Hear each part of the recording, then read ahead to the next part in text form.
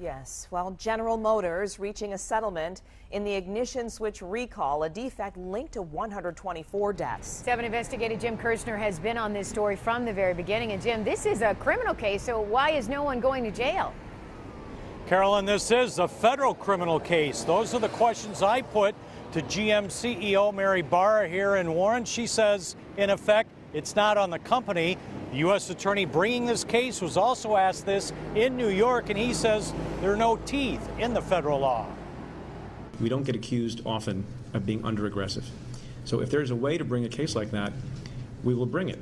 But there are challenges, as I described, in bringing a case against a particular individual. GM top officials were available only on a limited basis today. They did this 20-minute gathering telling Warren Tech Center employees about the settlement firsthand and to say thanks for their help in improving quality control.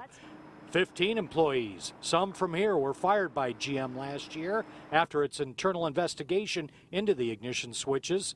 A brief news conference followed, but with no cameras, where I asked GM CEO Mary Barra if any of them needed to be behind bars. People need to go to jail for this.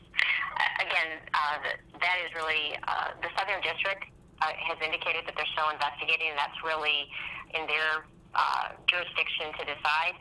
I can only look at the fact that we have held ourselves accountable. GM is paying $900 million to the feds in what is a criminal wire fraud case. GM is paying an additional $575 million to settle almost 1,400 civil suits.